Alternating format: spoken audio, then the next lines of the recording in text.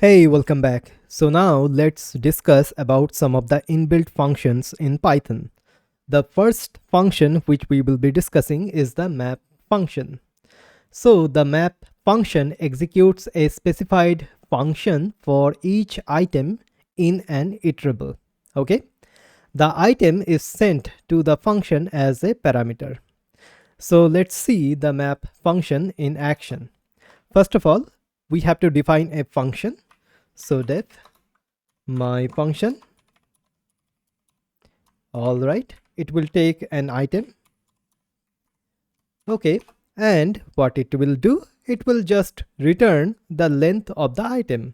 So return len item. Simple enough. Now we want some iterable. Okay, so let's do my list, or let's do fruits equals to, and let's add a list. Okay, so apple, then banana. Okay, I don't want to do that, so let's do banana, and then cherry. Okay, now let's see the map function in action. So map, open up the parenthesis, and as you can see, the first thing we will pass is the function, and the second thing is the iterable. So let's pass our function. So my function, and then we have to pass the iterable, okay, which is fruits.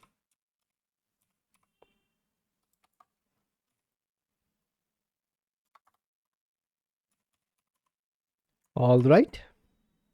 Okay, so now this is the map function.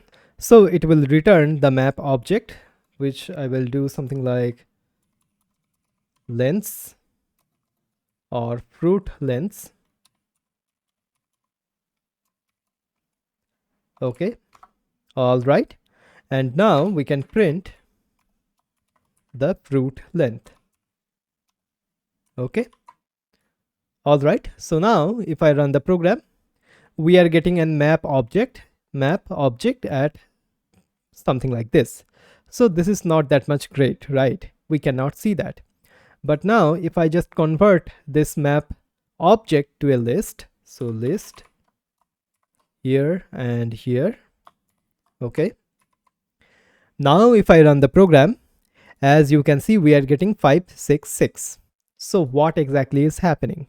Okay, first of all, we are passing this fruits list. Okay, and for each of the items here, so apple, banana, and cherry, this item is getting passed into our my function basically, and that particular function is returning the length of that particular item. First of all, we are getting apple, so we are getting 5, then banana we are getting 6, then cherry we are getting 6. Okay, I hope that makes sense. Okay, 566. Now can we do a little bit better? Yes, we can, by using the lambda function. So here what we can do something like lambda. Okay, and then something like item colon length of item. All right, run the program right now. We are getting the same result. So in that way, the lambda functions are quite handy, right? So we can just get rid of this one. Okay, so once again, what exactly is happening here? So for this map function, basically what it does, it will take each and every item in the iterable, and it will run the function for each and every item in the iterable. Okay, so this is the map function. Okay, so here we can do multiple things as well. So here we are having this one, so let's call it fruits1, and let's declare another one, fruits2 equals to orange,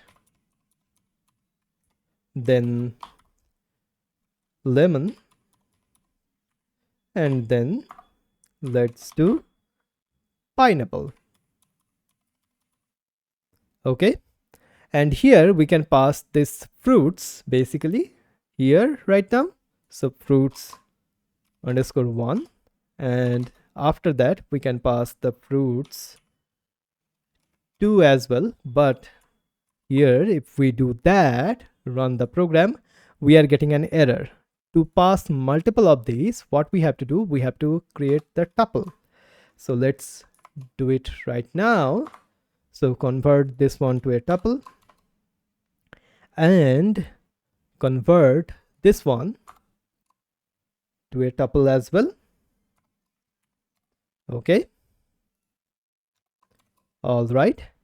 And what we want to do inside of our function here, we will get two items here. So item 1 and item 2.